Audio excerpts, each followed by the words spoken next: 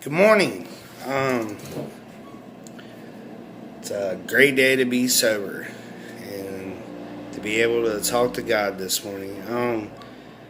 Wanted to touch on, I guess, my my addiction. Um, I don't think it gets talked about enough, but depression. Um, like all my life, I could be in a room with thousands of people, but I always felt alone. I felt this loneliness inside my heart and don't know where it came from. When I was a kid, I didn't know how to handle it. I didn't know how to go to my parents and be like, hey, why do I feel so alone?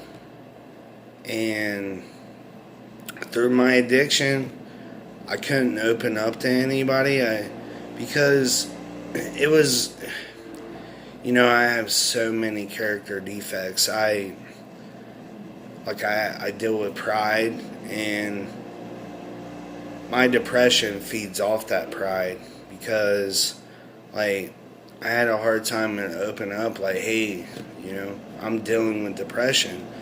Nobody wants to, well, I didn't want to be that person to, make people think less of me, um, because I felt alone and I didn't know what to do with that loneliness. And so I was really a fake person in addiction. Like I was dying inside while putting on this smile and for everybody and not let them know the real me.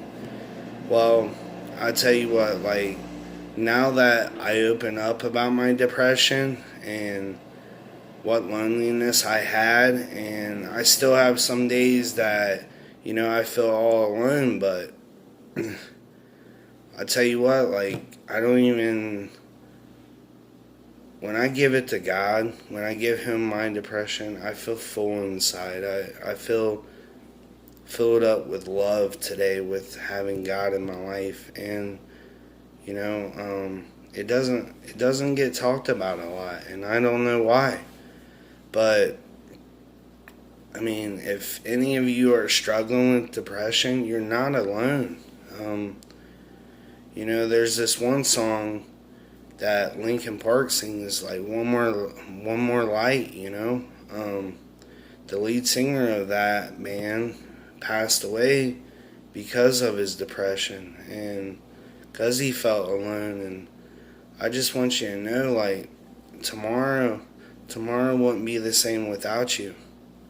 And that's why it's so important to love the people that are here today. Don't wait till they're gone to remember them.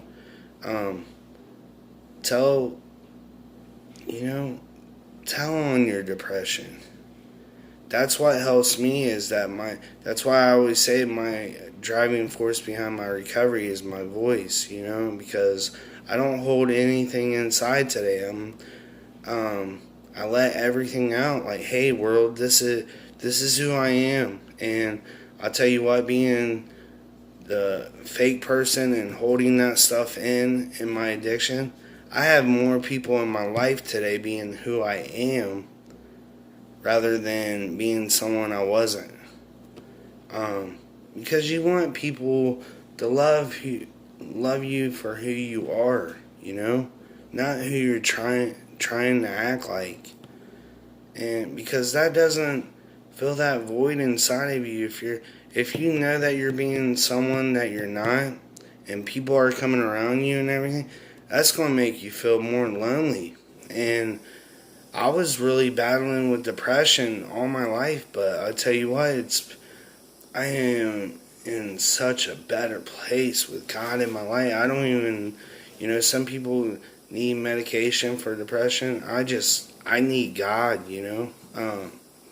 I don't take no medication for it. I just give it to God, and I'm happier I've been in all my life. And um, God was just waiting for me to give Him that. And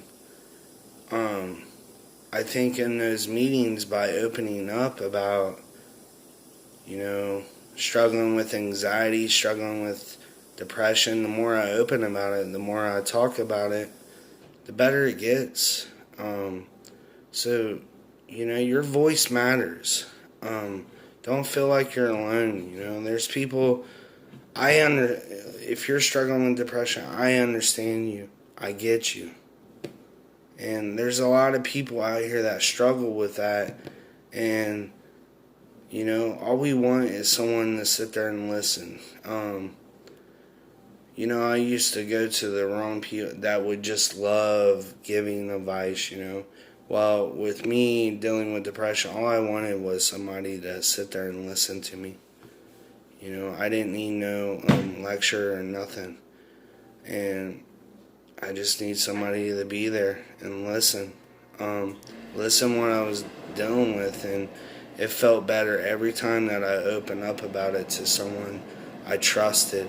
And that's where my addiction comes from. It comes from depression, pride, comes from not opening up, comes from ego, all these character defects, and that's what the program of Celebrate Recovery has given me.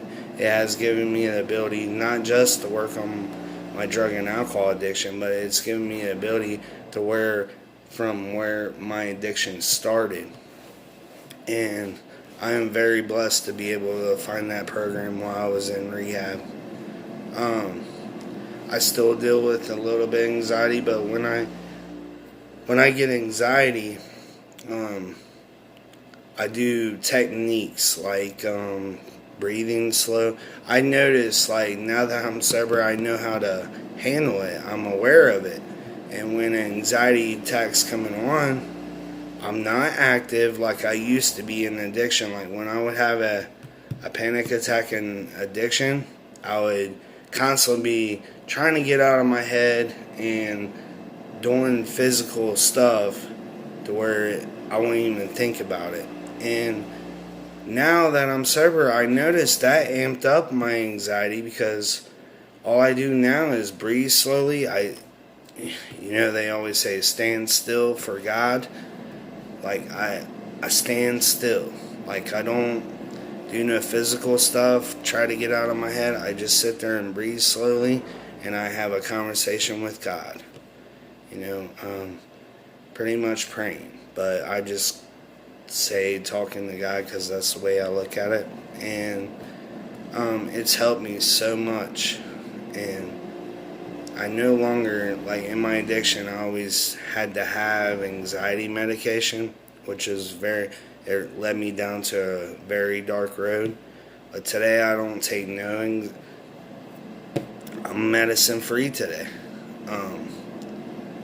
I learned natural ways of dealing with my depression and anxiety. And I don't blame anybody for having to take anxiety medication.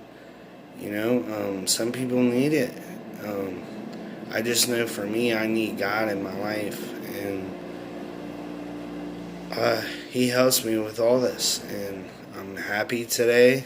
I'm blessed today. I never thought I'd be grateful, but it was so hard to find things I was grateful for in my addiction. But now today I can easily grab a piece of paper and write.